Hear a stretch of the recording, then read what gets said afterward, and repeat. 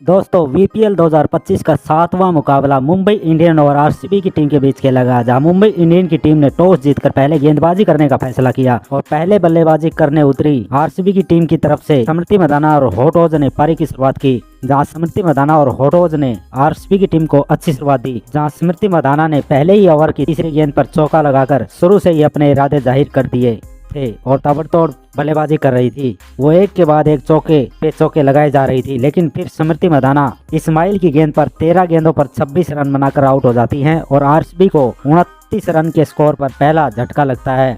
फिर होटोज का साथ निभाने एलिस पेरी आती हैं। एलिस पेरी भी आते ही पहली ही गेंद पर चौका लगाती हैं और ताबड़तोड़ अंदाज में बैटिंग रही थी और उन्होंने लगातार 3 चौके लगा दिए थे। दूसरी तरफ होटोज भी ताबड़तोड़ बैटिंग कर रही थी। ये दोनों ही खिलाड़ी एक के बाद एक चौके पे चौके मारे जा रही थी, लेकिन फिर होटोज पीछे की साइड चौका लगाने के चक्कर में नेट सिल्वर ब्रेंट की गेंद पर हेले मैथ्यूज द्वारा कैच आउट हो जाती हैं और 9 गेंदों पर 9 रन बनाती हैं और 48 रन के स्कोर पर आरसीबी को दूसरा बड़ा झटका लगता है। फिर एलिस पेरी का साथ निभाने राघवी बिष्ट आती हैं। फिर राघवी बिष्ट भी आते ही मैथ्यूज की गेंद पर 3 गेंदों पर 1 रन बनाकर कैच आउट हो जाती हैं और आरसीबी को 51 रन के स्कोर पर तीसरा बड़ा झटका लगता है। एक छोर पर एलिस पेरी आरसीबी की पारी को संभाल कर खड़ी थी।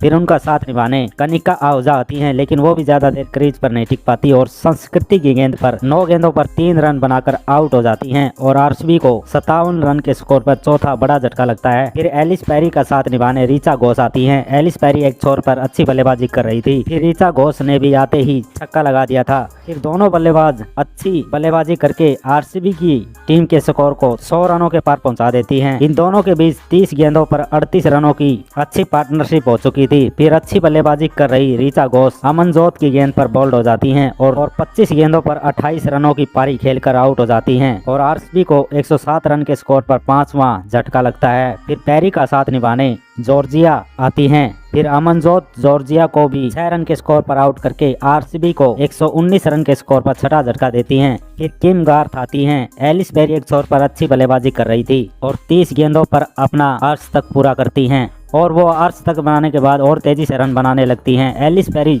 चौके छक्कों की बरसात कर रही थी, लेकिन फिर अमनजोत की गेंद पर एलिस पेरी 43 गेंदों पर 81 रनों की शानदार और जानदार पारी खेलकर आउट हो जाती हैं और 165 रन के स्कोर पर आरसीबी को एलिस पेरी के रूप में 7वां बड़ा झटका लगता है। फिर किम गार्थ का साथ निभाने एकता आती हैं। एक छोर पर किम गार्थ अच्छी बल्लेबाजी कर रही थी, दूसरे छोर पर एकता भी उनका अच्छे से साथ निभा रही थी और आरसीबी की टीम ने पूरे 20 ओवर खेलकर 7 विकेट के नुकसान पर 167 रन बनाए। अब मुंबई को जीत के लिए 168 रन बनाने थे और जब मुंबई की तरफ से यास्तिका भाटिया और हेलो मैथ्यूज ने पारी की शुरुआत की और मुंबई की शुरुआत अच्छी नहीं रही। पहली गेंद पर यास्तिका भाटिया ने चौका तो लगाया, फिर वो किम गार्थ की गेंद पर 7 गेंदों पर 8 रन बनाकर आउट हो गई और मुंबई को 9 रन के स्कोर पर पहला झटका लगता है। नेट सिल्वर ब्रेंट आती हैं। सिल्वर आते ही ताबड़तोड़ बैटिंग करती है और इन दोनों बल्लेबाजों की अच्छी पार्टनरशिप होती है। इन दोनों बल्लेबाजों ने मुंबई के स्कोर को 50 रनों के पार पहुंचा दिया था। दोनों ही ताबड़तोड़ बैटिंग कर रही थी, लेकिन फिर मैथ्यूज एकता की गेंद पर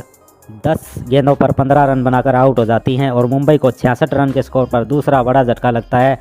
फिर कप्तान हरमनप्रीत कौर आती हैं। दूसरी तरफ खड़ी सिल्वर ब्रेंट भी किम गार्थ की गेंद पर बोल्ड हो जाती हैं और 21 गेंदों पर 42 रनों की ताबड़तोड़ पारी खेलकर आउट हो जाती हैं और 74 रन के स्कोर पर मुंबई को तीसरा झटका लगता है। फिर अमेलिया केर आती हैं। एक छोर पर कप्तान हरमनप्रीत कौर विस्फोटक बल्लेबाजी कर रही थी, दूसरे छोर पर विकेट गिरते जा रहे थे क्योंकि फिर केर भी 2 रन के स्कोर पर बेहरम का शिकार हो जाती हैं और 82 रन के स्कोर पर मुंबई को चौथा झटका लगता है। फिर हरमनप्रीत कौर का साथ निभाने अमनजोत आती हैं। इन दोनों बल्लेबाजों के बीच अच्छी पार्टनरशिप होती है। ये दोनों ही बल्लेबाज अच्छी बल्लेबाजी करके मुंबई के स्कोर को 140 रनों के पार पहुंचा देती हैं और इसी बीच हरमनप्रीत कौर अपना अर्श तक भी पूरा कर लेती हैं। लेकिन फिर अर्श तक लगाने के बाद हरमनप्रीत कौर 30 गेंदों पर 50 रनों की तूफानी पारी खेलकर बेहरम की गेंद पर विकेट कीपर के हाथों कैच आउट हो जाती है और मुंबई को 144 रन के स्कोर पर कप्तान के रूप में 5वां बड़ा झटका लगता है। अब यहां से मुंबई को जीत के लिए 16 गेंदों में 24 रन चाहिए थे।